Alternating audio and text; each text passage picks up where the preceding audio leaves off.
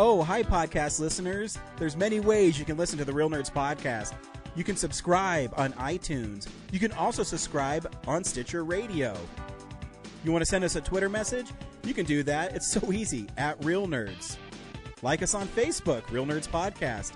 You can visit our website, realnerdspodcast.com, where there'll be a lot of articles for you to not only read, but to listen to our previous shows. Do you like your stories told through pictures? Then you can also follow us at Real Nerds on Instagram. You can also call us, 720-6nerds5. Thanks for listening and enjoy the show. Camera, action! Well, a real nerd knows who shot, and a real nerd can follow the plot, and a real nerd can... talk film! I'm sorry. Take it outside.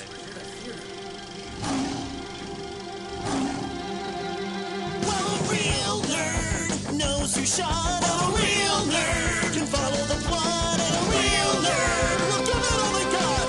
Lights, camera, action! Real nerds. Hey, this is a brand new episode of the best movie podcast on the internet, Real Nerds Podcast. I am Ryan. I am joined by Brad. Hey, I'm here too. And we were going to see The Strangers Chapter 1 for our film of the week, but you know how I love to fuck with people. So our film of the week is If. Stay tuned and we'll recommend the film or not, play the trailer, and then spoil the movie. We'll also talk about the big movie news of the week and things we've watched throughout the week. And also, if you want to see us in person, Brad, people can see us in person in a little over a month. That's right. We have new jobs. We'll be slinging pies at Denver Fan Expo. Yeah. And you look for our booth. Last year, we did Blockbuster Video because although you and I were born in the 80s, I feel like I identify with the 90s more. You know what I mean?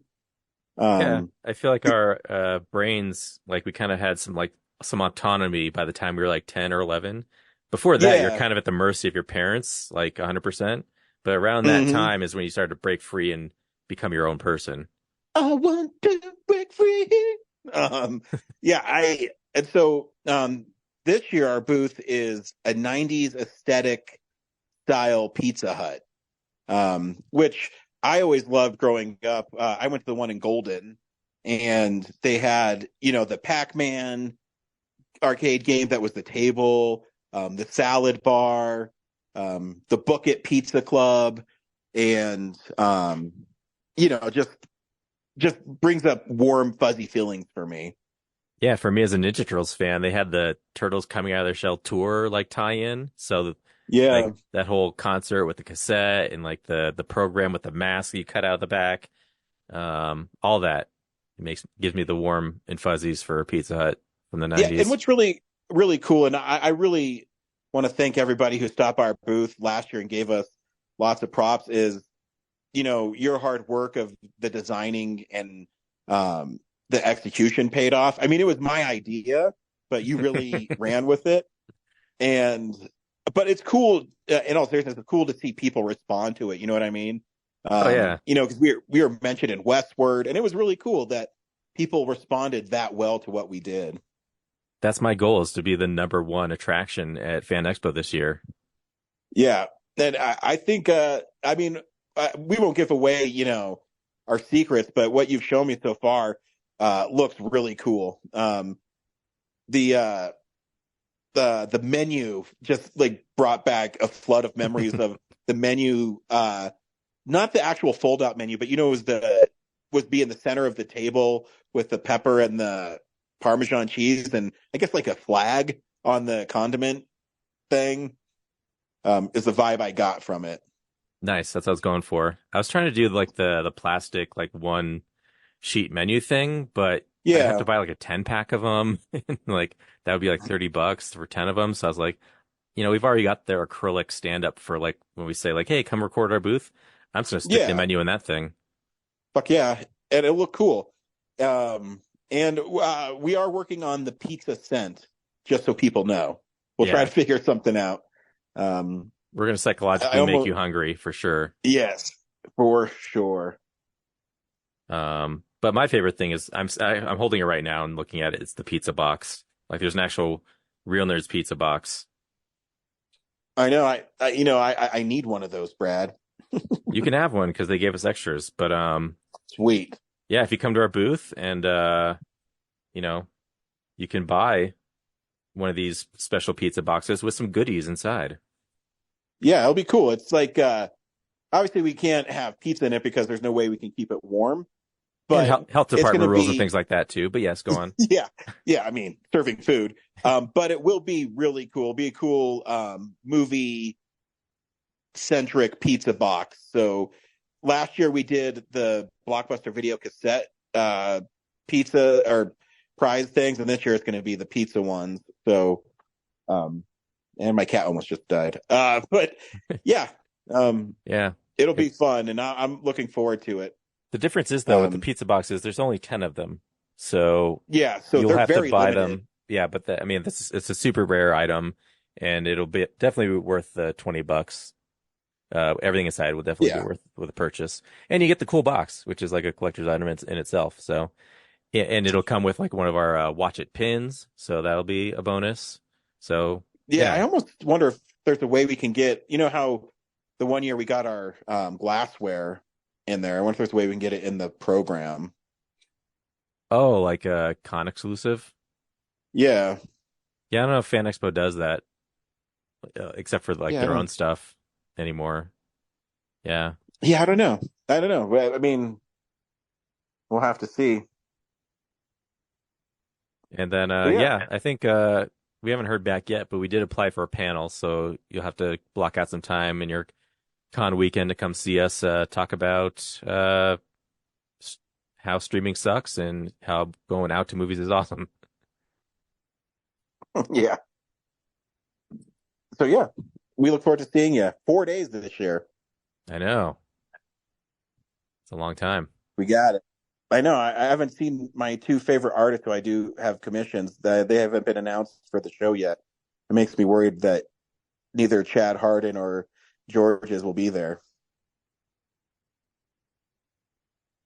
Yeah, we'll see.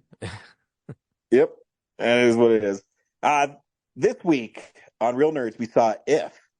Brad, do you recommend the latest from John Krasinski? Yeah, I think it's okay. I found it a little confusing of a movie, honestly. It's pretty imaginative, but I felt like there was just a lot of it that just seemed a little convoluted, like a little extra. Like it could have been simpler or more simplified. But it's a good fun family watch anyway. I'm in the same boat. I think it looks really good. I think it is a cute family film, and there is some emotional core to it as well.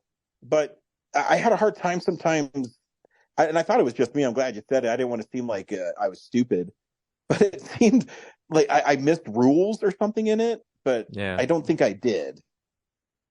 You know what I mean? It's because they didn't really explain the if very well and why she could see him. But anyways, I mean, I still think it's a cute movie, and I think it's a fine family film.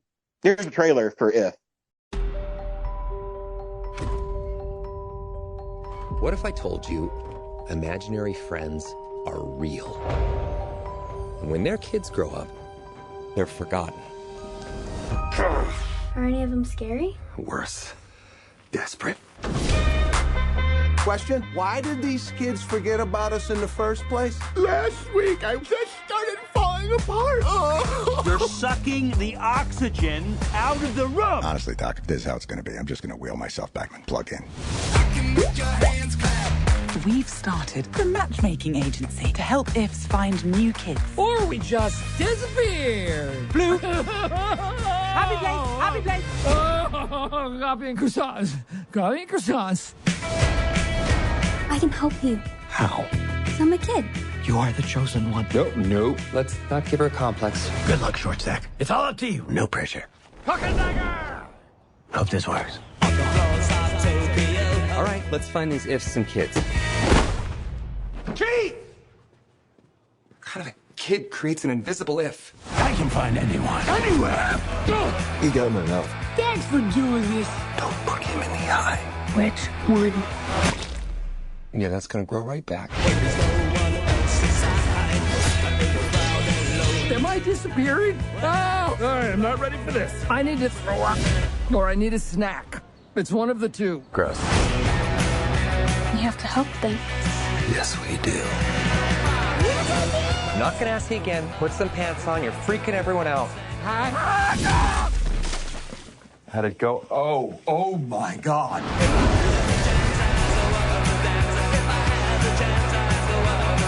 So does this make us partners? Let's not get ahead of ourselves, shall we? Keith! And Mom said too much candy isn't good for your tummy, but I said, oh my God. Wow, my eyes can taste it. I am so sorry. You don't taste that in your eyeballs? If revolves around a girl named B who has to spend time with her grandmother because she lost her mom to cancer and her father is having heart surgery and preparing for it. So she has to do that. And while she's there, she sees a little, I guess, is she a ballerina named Blossom, who is an if. And she also meets Blue, who is a big purple guy. And that's like a little funny thing. It says, well, my kid was colorblind. And like Steve Carell as Blue is really great. And so, yeah, that's the premise. And at first, they don't want to disappear these ifs. So they're trying to rematch them with new children, and it's not working. And Ryan Reynolds is kind of their, I don't know what you'd call it, their ringleader or gatekeeper, fixer guy, match guy. And so he's trying to find the right family for him, and it's not working. So he brings B into the mix, and she tries as well. And then she learns that maybe it's not the kids that need the imaginary friends. It's maybe the adults who have kind of lost their sense of wonder or what they wanted to be when they grow up, is what I got. I mean, does that sound right? Because there's a little confusing of what was happening with that. As I was watching, I was trying not to make, like, for a premise like this, I don't think I should have all the rules explained to me. Like, that's probably not the point of it. But yeah, there was kind of like I'm sitting there thinking, okay, so when new kids are born and they, go through life, they invent new ifs, but then the ifs don't go away. They go to this other place. So there should be like billions of ifs, right? Yeah. But there don't seem to be that many. And like, where do they go? Like, if they're the not only thing there. I can think of, just in my thing, is it's kind of revolved around her world. So maybe it's just something that she invented to help her cope with what she's going through as a kid, is the vibe I got at the end of it. Yeah, I guess I was thinking, yeah, because at the beginning I was the same way. I said, wait a minute, how is there only 10 of them? Shouldn't there be so many that it wouldn't fit underneath the flying swings at Coney Island? Yeah. I mean, I guess like if you explain it as all these ifs are just tangentially related to her, then yeah, I guess that limits the environment, and why she can see them and not just the billions of other ones running around New York, Yeah. So yeah. But also, like, I thought it was an interesting choice to make her mother passed away, but also her dad's in the hospital with a heart thing. It just seems like an extra tragedy. Like, you could just, you could just explain the movie as he's a dad in heart surgery or something. And also, I don't understand, like, why he was in there for so long. Yeah, I mean, I'm not a medical person. I'm sure there is an actual reason why, if you have heart surgery, maybe you have to be in the hospital for a little bit. Like, my dad's had like four heart, right? Well, my dad's had 4 heart attacks, and he's usually like in and out in a day. So, but maybe if it's a heart disease, that I don't know. Like, usually you don't sit and like wait for the heart surgery for like a week and then do it, and then like he was in there preparing, like up to an IV. Yeah.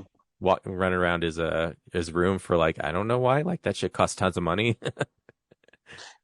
Yeah, I don't know. But I mean, he's really good now. I didn't know John Krasinski even had a part in the film until, because was he in any of the trailers? No. Yeah, I was surprised. I didn't realize he was an actual character in it. Yeah, because I kind of thought like that would have been Ryan Reynolds' part. But yeah, from the trailer, I was hoping that, because I kind of pieced together that he was imaginary, because there's parts in the film where no one else acknowledges him, and I kept on hoping that he was the grown-up version of Calvin from Calvin and Calvin and Hobbes. Oh, maybe because they did have a Calvin and Hobbes book in there. Maybe spiritually, like that's like maybe it was an inside joke for John Krasinski when he was writing it. Yeah, well, I do know the guy who created Calvin and Hobbes would never allow them to be part of something. Yeah. That's why all the Calvin and Hobbes stuff that you see, none of it's official. It's all parodies. Yeah.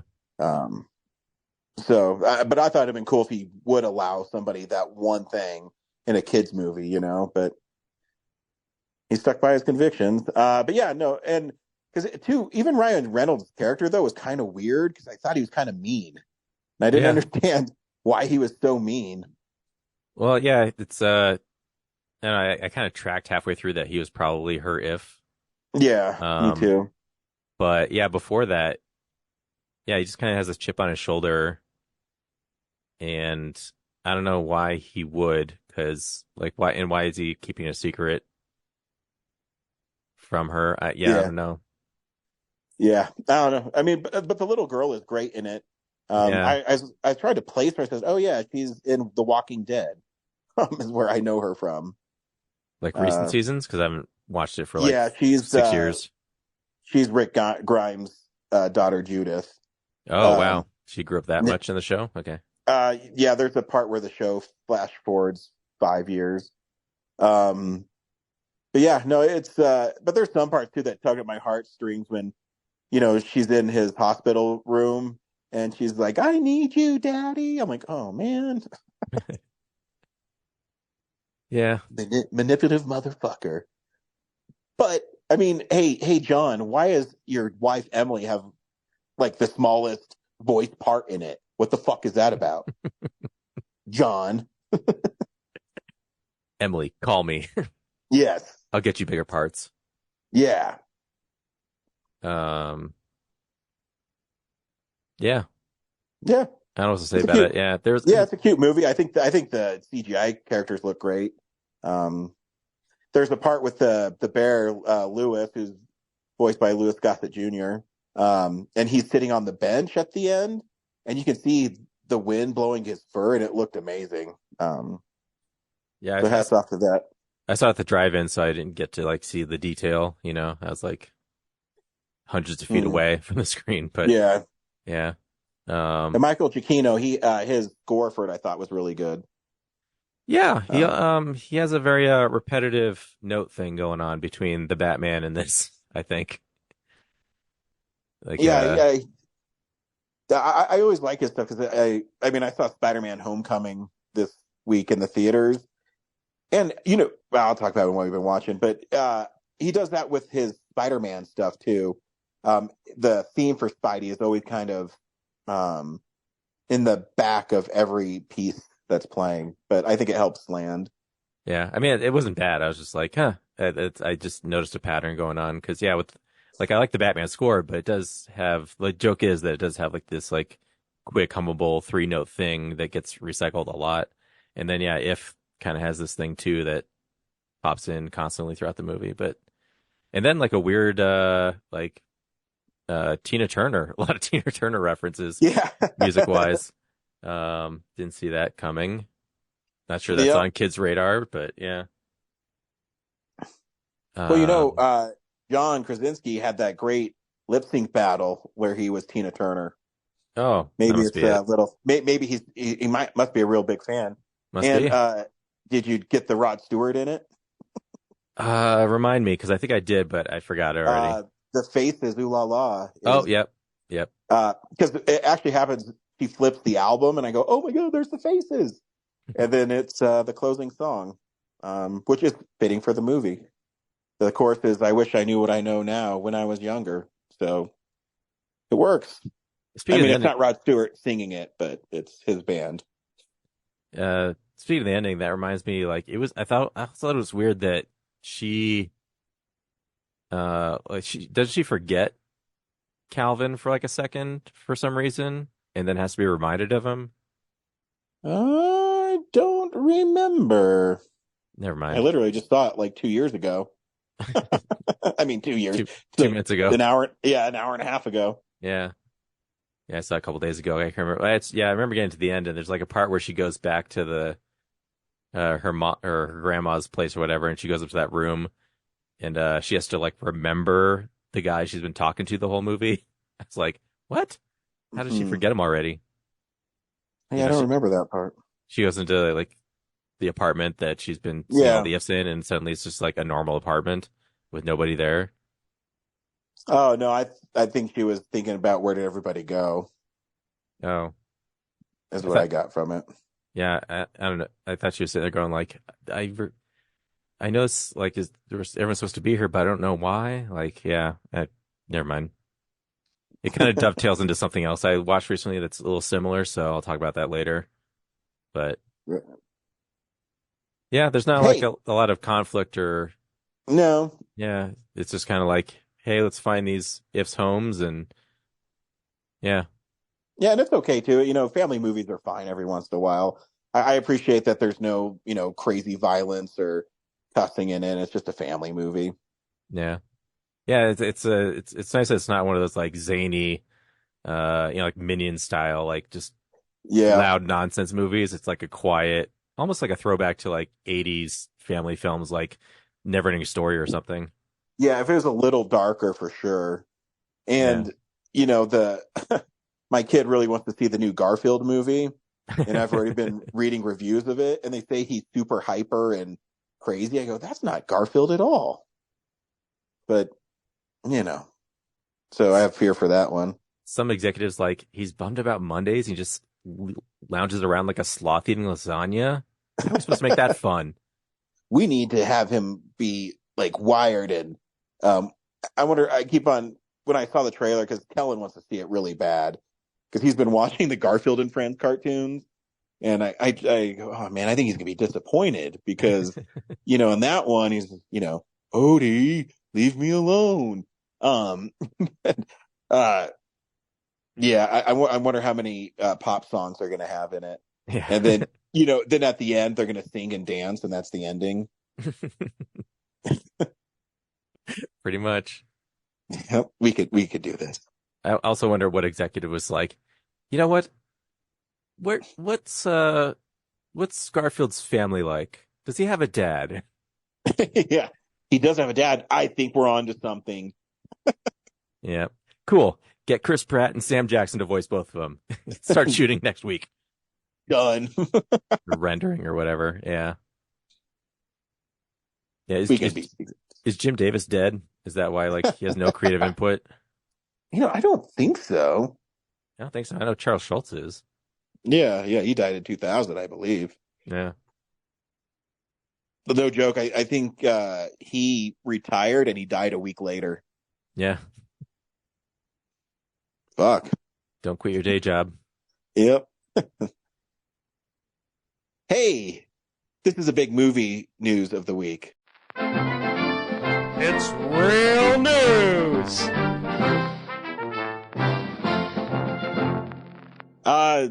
Criterion and Janus Films have been bought by Indian Paintbrush Studio, which you'll know, Brad, because they distribute all of Wes Anderson films. I do know that. And the statement they released is that they're still going to just keep trucking on with what they make, and it's just a way for them to kind of collaborate and maybe bring more movies into the Criterion fold. And make the movie going experience that much better. And hopefully get the most recent Wes Anderson films finally on Criterion. Oh, I'm sure it's going to happen. I wonder if like there's a cost associated to it before, but now that it's like under his banner, like he could just do it for free. I don't know. Yeah, because I was thinking, because Guillermo del Toro, his new stuff comes out on Criterion, even though it's streaming. I wonder if he has some sort of deal with Netflix, where he says, "Hey, I'll put it on Netflix, but it also has to be available physically on Criterion." Probably, he's got that kind of clout. Yeah, because I noticed that about his movies, and I think the same with Scorsese. No matter what I think about Scorsese, his new movies still show up on Criterion. So yeah, I feel like he's one of those directors that, the Criterion will put everything out if they can, because there's that Taxi Driver still coming out, and it's not one of my favorite movies, but it is like a cinema classic. But it's one that they've done Raging Bull and everything. They should do his Taxi Driver on Criterion. So I'm I wonder if I should just hold out a little longer instead of getting this 4K Taxi Driver that's coming out. Yeah, I don't know. A lot of it too is the studios that they're produced by. Yeah, I don't know what that one is. Yeah, either do I. I'm guessing Warner Brothers, because Scorsese's a big Warner Brothers guy. Maybe now. I don't know back then if he was tied to a studio or not. True. I don't know. Yeah, that's about it for the movie news. I mean, I guess Wes Anderson has a deal with Netflix too, because he did the Wonderful World of Henry Sugar short stuff. So yeah. So and I'm sure he has clout too, because his Criterion releases are really good. So sweet. Hey, we watch things throughout the week. This segment I call What We've Been Watching. So, this is the stuff we've been watching. Brad, what'd you watch this week? Yeah, so let's see. I saw a bunch of stuff. I actually saw the original movie we planned to watch this week, Strangers Chapter 1. I saw that too. So I'll save that for the end of my list so we can talk about it together. But other than that, I decided to finally watch some of the Planet of the Apes movies that I haven't seen. Because Kingdom was pretty awesome. I was like, okay, I'll give these a shot. So I watched Dawn and War. And Dawn's pretty good. War is pretty awesome. I think they're great movies. Yeah. Although at this point they both run together, so I don't really know which they're talking about. But I'll skip ahead. So after that, I decided to watch the original Planet of the Apes with Charlton Heston, and that was underwhelming. Yeah, it's okay. I know Zach loves those movies. Yeah. But what's cool about the modern ones is, besides all the fancy special effects and everything, is that I'm watching those movies and it definitely feels like they made a movie based on a story. And when I watched the original Planet of the Apes, it feels like here's a book that they adapted into a movie based on trying to please a movie star. Yeah. So yeah, it's Charlton Heston's character in the movie is way too suave for no reason, and he's supposed to, they're all NASA guys or ANSA or whatever. They don't act like scientists at all. Fair. Yeah. I've never been that enamored with it. I mean, it's a cool concept. And I mean, I think it's more well known for obviously the ending. When I watch it now, I haven't watched it probably in 10 years, but when I watch it, I just think of The Simpsons. I can't help it. Yeah. It's more prevalent as a pop culture icon than it is actually a sit and watch movie. Agreed. Yeah. And it's rated G and there's dudes' dongs flapping around when they're running through the water. I'm like, this is not Disney Plus, man. That's one of my favorite things right now is Poor Things is on Disney Plus, but obviously I have the adult plan and no kids, so sure it's blocked on way yours. Different. Kellen's Disney Plus is way different than mine. Yeah. I mean, I really don't care what he watches per se, but Kellen definitely his Disney Plus is a lot different than mine. Yeah, but I just think it's funny is one day there could be a malfunction at Disney Plus corporate center, and the accounts get crossed, and suddenly you can watch Poor Things. Yeah. So, but yeah, yeah. Again, like Planet of the Apes, I also I appreciate like the makeup effects at the time are actually really awesome. Yeah, oh yeah. Yeah, stuff like that. But yeah, it's literally a movie of like they wander around a desert and then they get captured, and it's like you're stuck in a cage, and then you go to a courtroom and like plead your case, and you're back in the cage, and you escape again, and you're back in the courtroom. Yeah. Yeah, and then let's see, a couple quick things. I watched some other streaming stuff like My Favorite Martian from 1999, the movie with Christopher Lloyd and Jeff Daniels. Oh. Yeah, I saw it in the theater once and thought it sucked. I was like, I'll give it a chance. See what I think. It's like way inappropriate of a movie. I don't remember anything about it. Like there's a part where so Jeff Daniels is like a television producer, and he's trying to like, make his way up the ladder at the network. And the like lead anchor woman is Elizabeth Hurley, and he's got a crush on her. Who doesn't? I love Elizabeth Hurley. Yeah. She's actually like really good in the movie, but yeah, she's like the daughter of the station boss.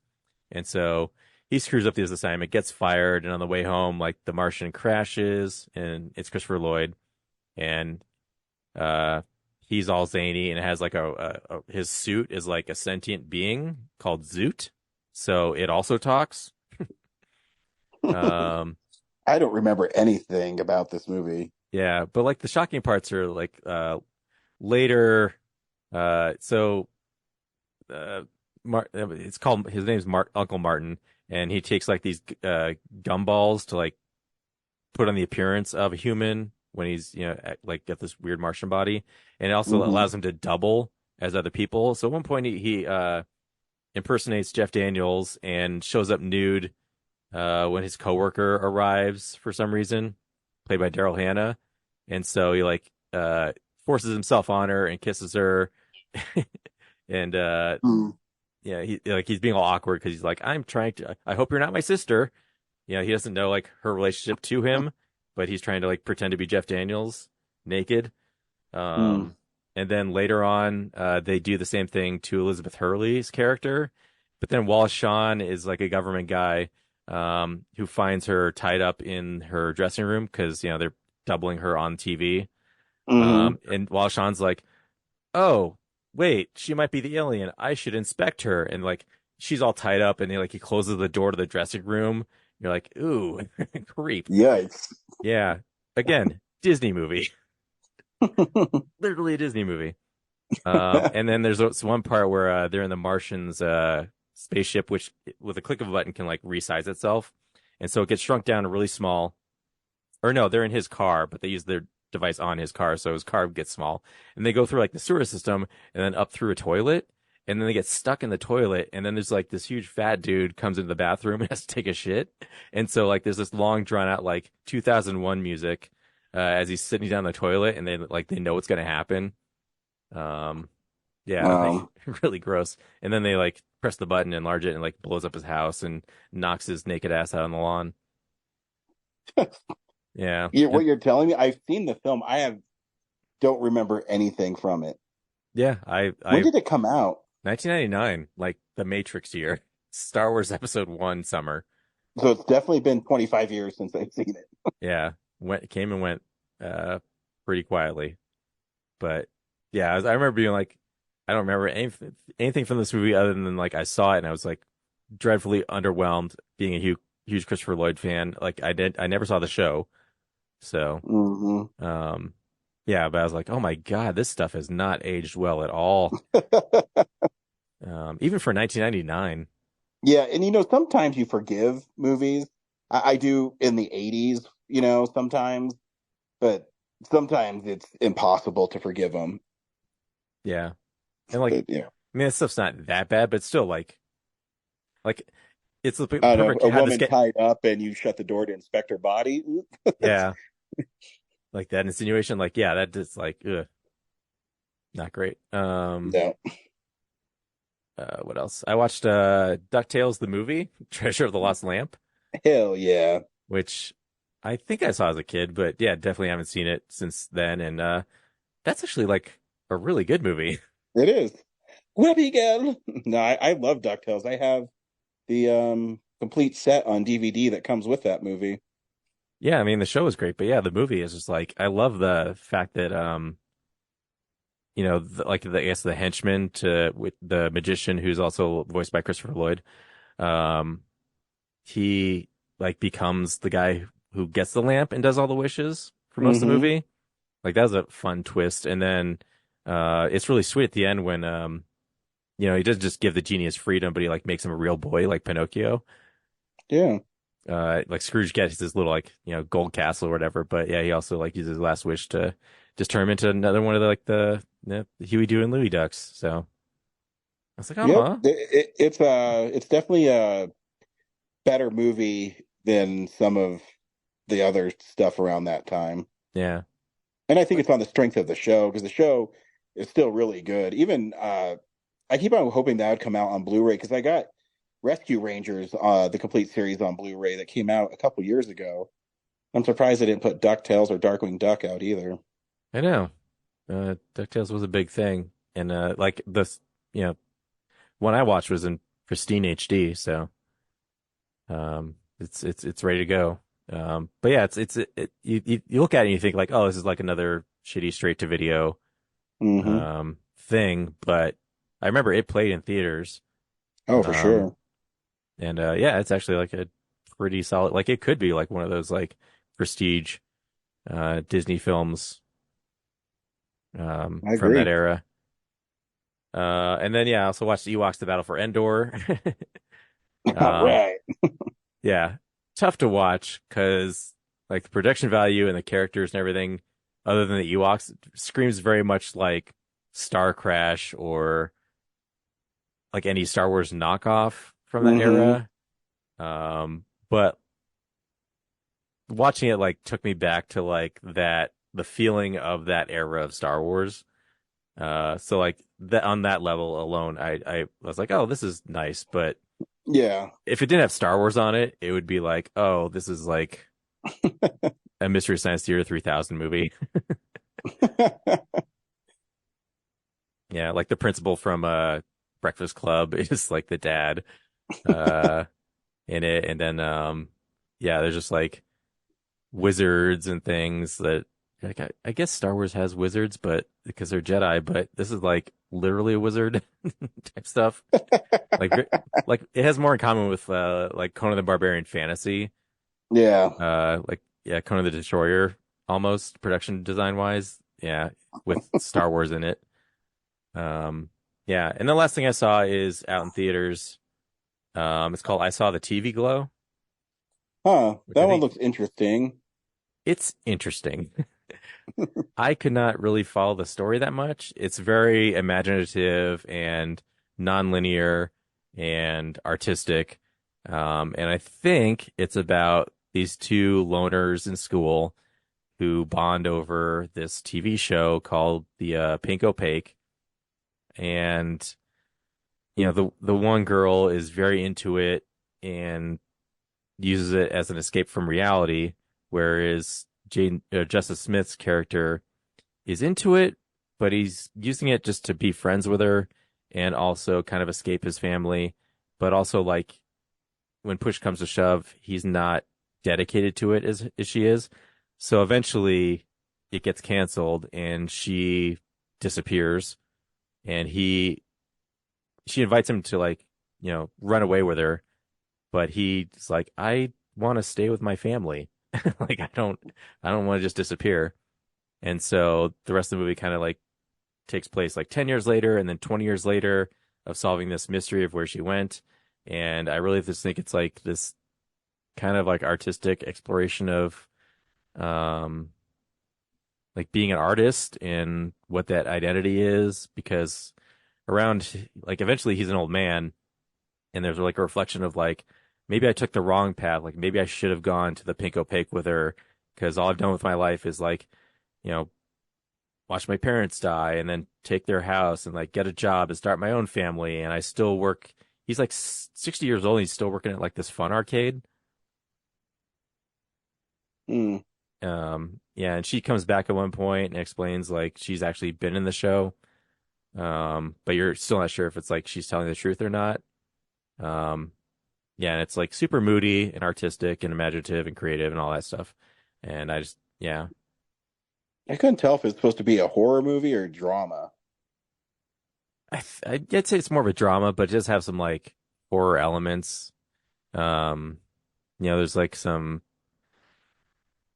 mysterious, like supernatural stuff going on with like the Pink Opaque show and just the mood of it. Like there's like these big baddies, like monsters of the week in it that are kind of like sometimes scary, sometimes just weird. Yeah, but I think it's like really well put. The soundtrack's awesome. Like the visuals are interesting. But just like the storytelling part of it is like trying to follow it. I was just like, what are we trying to do with this movie? Mm. And then it just kind of ends abruptly. And you're like, what was I supposed to get out of this? I don't know. I just watched Sounds something like weird. an A24 movie to me. Yeah. Yeah. And just double checking. No, I talked about Pool Man with Zach. Yeah. So then I watched Strangers Chapter 1 with like you did. Yeah. I don't think you liked it very much. Nope. But yeah, I thought you weren't blown away by it either, though. No, I wasn't blown away because one of the things I liked about the originals, The Strangers, is there was this uneasiness throughout it. And I don't know. I liked that in the original, the couple was, breaking up. So there's already this tension to it. This one, they're kind of happy being together. And and the dude was kind of a douche who happened to be named Ryan. I'm like, what the fuck? But yeah, I mean, I still liked how it was shot. I thought it looked cool. But it had a lot of the same beats of the first one, and then they just threw in kind of a Texas Chainsaw wrong turn thing where it's some sort of, hick town where everybody's weird in it. And I didn't get the vibe that would be a town in Oregon. I don't know. Yeah. Yeah, that's like I did appreciate like there's some like really strong moments of tension, but then like everything else is kind of like every dumb thing I've ever seen in these movies before. Like the couple is completely clueless and unable to help themselves, and when they finally do, they completely botch it up. Yeah, they're kind of unlikable. Yeah, a lot of what they're doing is just like it just feels like someone wrote on a page like, well, they got to do something, so here's a conversation. That too. It really. So let me ask you a question, Brad. I wouldn't do this to my wife if I was in some strange area. I would not leave her home by herself. Yeah, like and I'm not saying that my wife can't take care of herself, but she has no means to get out. She doesn't know where she's at. I won't just be like, well, I'm going to go get some food, in the town. Fuck you. Yeah. Why can't they? Like, why wouldn't they go together? That was one of my thoughts too. You're in this creepy town. Everyone's acting weird and hostile. Like, why would you're in the stranger's house. Like, why would you stay there at all? Yeah. And then they had so many chances to save themselves. Huh? I wanted more people to die. And you wait the whole movie for like stuff like that to happen, and it's just like stab, fall over, movie's over, congratulations. I was like, I just sat through all that for that. Oh, because there's going to be 2 sequels. Fuck you. Yeah, I want to see some carnage. Like you could do carnage on like the couple's unlikable, and then the 3 killers are unlikable, like just as killers. Kind God, that whole part where he's got the shotgun to the back of her head and he's just like, "Oh, fuck, I'll do it. I'll do it." Like, you kidding me? Yeah, I mean, I would have blown her away because she's already tried to kill me. Fuck you, bitch. Like, I'm not going to sit there and negotiate with you. Yeah, there's so many times where they sat there and like tried to like get answers from them. Like, no, just kill all three. Like, they clearly shown you that like they're all they want to do is hurt you. There's no mystery here. And because of, I guess that maybe he was a little hesitant because they killed that innocent guy, but oh yeah, I guess. But she definitely, that's not a person who's innocent. The homeowner, the locksmith guy. No, the lady in the mask. And too, honestly, if I found a shotgun like that, I would just walk out the front door. Like, okay, try to come and get me. I will shoot you. Yeah, they like, I thought that was a cool moment, like in the movie. I'm like, oh, this movie's finally going to turn and get good when you're like, she's got the axe or the backhoe or whatever, and he, you think he's upstairs and she's going to get slaughtered. And he comes down and he's found the gun. I thought that's like, oh, cool, they're finally going to turn the tables on these guys. And not only do they leave the axe behind for no reason, but he says, I have a ton of ammo, and then he's in the car. He's like, oh, I've only got 2 shells left, and like. And then when they smash the Jeep, the Jeeps get smashed into the tree, and then he doesn't just take the truck that's abandoned and running with the keys in it. He just runs up the hill to shoot someone else. And the dude in the mask was pretty fast. I mean, he dodged that shotgun blast. Yeah. Ugh. But yeah. I still had fun with it. I just had a couple nitpicky things. One, I wanted it to be more violent, but Yeah, and then also like that part where before he comes home with the food and she, sees the one girl in the mask for the first time and then runs and hides in the closet. And they set up this fake out of like someone's walking to the closet door and it's actually him. It's like, who comes home with the food and doesn't know what's happening and then just like silently walks around very slowly upstairs to the closet to surprise her? Yeah. Like, and how did he know she was in there? Yeah.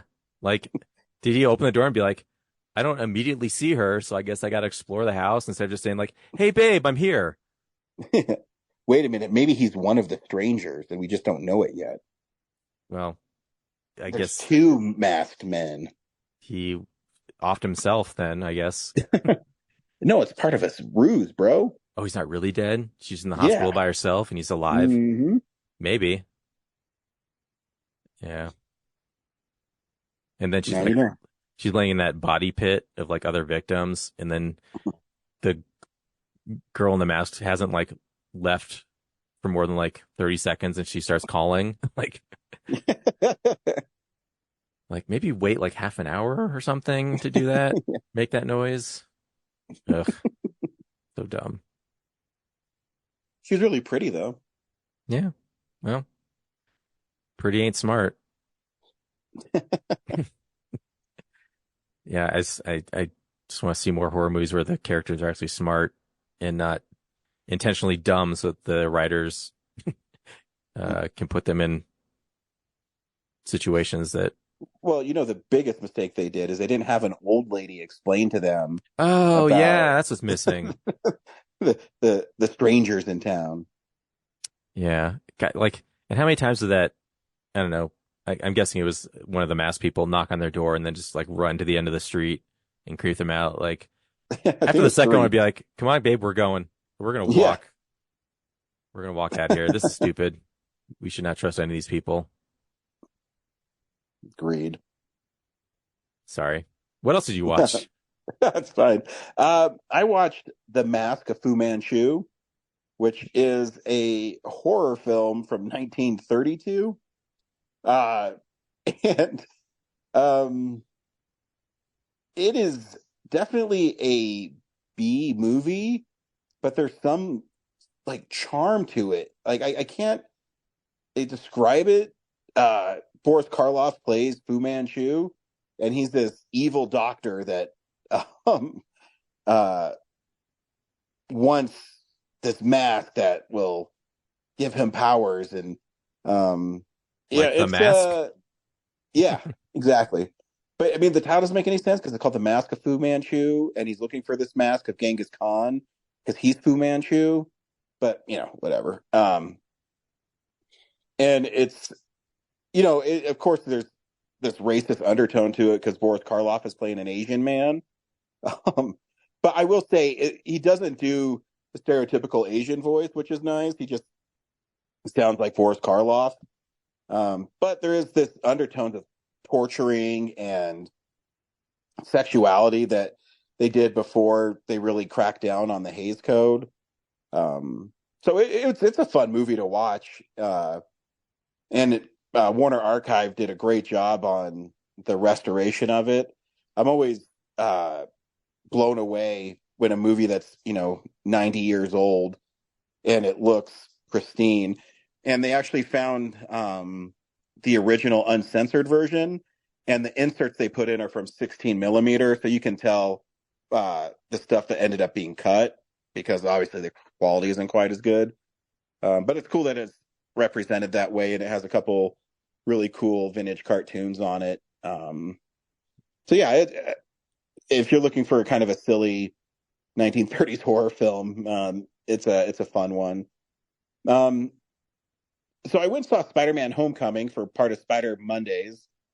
And what they didn't say when I got the ticket is it was a extended cut that I have never seen before. There was more lines. There was a part with the Vulture that was longer. I mean, it wasn't anything that affected the story, but scenes definitely were trimmed. So it's kind of cool seeing it. And it's nice to see kind of a stripped down version of Spider-Man again. Just like when we saw the original Spider-Man in theaters. It's cool to kind of go back to that where he's only fighting the Vulture and he's still trying to figure out how to be a superhero. And Michael Keaton is so great in that movie. How he figures out Peter Parker and Spider-Man are one and the same is one of my most favorite scenes in any Spider-Man movie. Yeah, that was like a great casting choice to. Yeah, because what's great about him in that is you sympathize with him and he's not unlikable. You get why he's doing it, and then at the end he's kind of undone by his own greed. But he has that chance at the end too, where the Matt Gargan, who's going to be the Scorpion eventually, he wants to know who Spider-Man is, and he won't give him up because not only did he save his daughter's life, he saved his life. So he's not 100% a bad guy. Yeah. I think their reinvention of the Vulture is like one of the smartest things that the Marvel Cinematic Universe has done. Oh, I agree. Because the franchise. Because yeah, like I don't know him as well as you do, but like it just seems like, hey, it's this old guy in a Vulture costume terrorizing Spider-Man. Is that accurate? Yeah, it's 100% what it is. But yeah, tying him into like this disgruntled city employee affected by the New York battle, and then turning the tables and being like this. He gets his name because he's scrapping and stuff, and he's like feeding on the scraps of like it's all the I don't know what to call it, like the fallout of all of the stuff that the A-list heroes are up to. Yeah. So that's pretty agree. Awesome. Yeah. Yeah. And then it helps that, an actor of Michael Keaton's caliber is playing him because, like I said, that scene because there's this turn and it's really cool in the way the director, John Watts, does it is they're at that stoplight. And when he figures it out, it turns green and it casts green over it, like the Vulture. And he says that line, "Good old Spider-Man." And I love you get in my way again, I'll kill you and your family. I'm like, oh man, I fucking love that part. Yeah. Sorry, go ahead. There's also that part too where he early on I'm just this guy who's taking advantage of I'm just helping my family and I've built this business. I'm a little bad, but I'm not a psycho or anything, but then like when when the one guy in his crew starts to like screw up, and he just like, I forget what the device is, but he like it basically disintegrates him. He's just like, yeah, okay, well that sucks. Yeah. Well, he says, I thought that was an anti-gravity one. He's like, no, Yeah. it's over there. He says, okay, you're the shocker now. Yeah, he's just like moving on. Yeah. Yeah. So yeah, no, it is really fun to see. And I love seeing those movies on the big screen again because how immersive it gets, because you forget how loud the scenes are and how much more you can hear when you're in a theater setting, you know. That reminds me, I also saw Batman '89 again at the Alamo, Mhm. and I too was hearing like there's this that part where early on where you think it's Bruce and his parents walking through the alley, but it's like, you know, in the future it's a different Mhm. couple. But there you can hear some of the junkies like in the background just mumbling stuff, like almost like the ADR guy was just having a fun time just saying random shit Yeah. over there. Yeah. You know, I always think back to when we saw Friday the 13th, the final chapter in the theater, and you could hear Jason's grunts more, and it was just cool. Yeah. Yeah. And yeah, the last thing I watched two things. I watched Aliens again because my kid, for some reason, he likes the Aliens. That movie's fun. And my random movie that I haven't watched yet, it was The Three Amigos. And I forgot how stupid the movie is, in a good way, not like in a bad way. It's really like zany. You know, I don't know how else to describe it. The premise is silly, and Steve Martin is stupid in it, but funny. There's this line that I love where the woman who sends for him, she says, "I'm falling for the not smart one," and her son says, "Which one is that?" They're all stupid. So yeah, that's just a fun movie. Yeah, I haven't seen it in a long time. I didn't know it was on Blu-ray. Who put that out? Geez, I don't know. I got an old one. I think I want to say it was Sony because it's an Orion picture. But it's like a bare bones. Just, hey, the movie's on Blu-ray. Here you go. No, there is a special feature on it. It's only about 10 minutes long and deleted scenes, and it came with a booklet that was an article from Empire magazine. So yeah, it's not totally bare bones. Yeah, I found it on VHS last year, and I'll give it a watch again someday. Yeah, it's a fun movie. Next week is a film I'm really looking forward to, is Furiosa.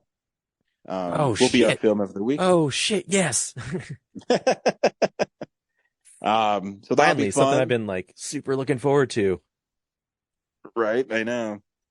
And I heard it's really good, so looking forward to that.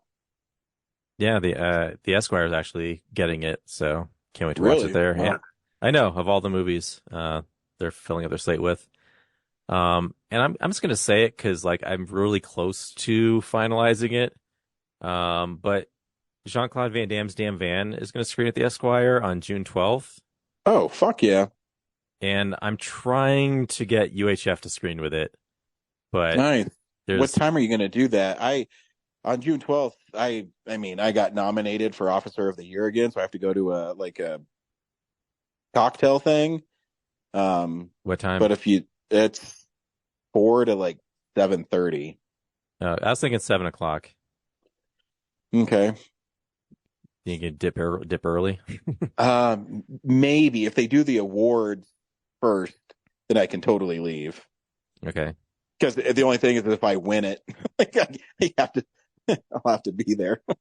I mean, by 7:30, like if UHF ends up screening with it, you know, it's like Van Damme's like 35 minutes long, so it'll be like there'll be like a 30-minute buffer. If you've seen Van Damme, so whatever. But like, yeah, if not, I might just grab a bunch of other filmmakers and screen their films. But yeah, I'm trying to get that to work. But yeah, it's just yeah, I was thinking 7 o'clock. And the thing is, like, we're going to film a short film before and after it.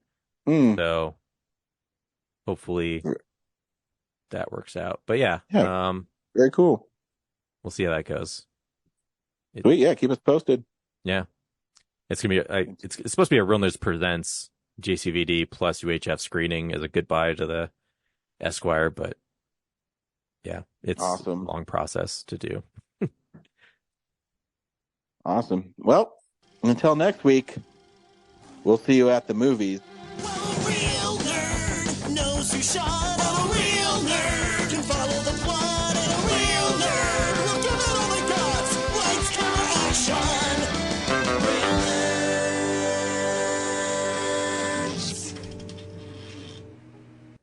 Thanks for listening to Real Nerds Podcast, a Nebulous Visions production. Stream or download episodes, read articles at realnerdspodcast.com. Stream us on Apple or Google Podcast, Stitcher, Spotify, or iHeartRadio. Follow us on Facebook, Real Nerds Podcast. Twitter and Instagram at Real Nerds. Watch us on YouTube, Real Nerds Podcast. Email us at realnerds@gmail.com. Call us at 720-6nerds5. Thank you to Sparks Mandrill, Mike at Plan 9 Studios, and Bolognium for all of our groovy theme songs. And that's how you fucking do it!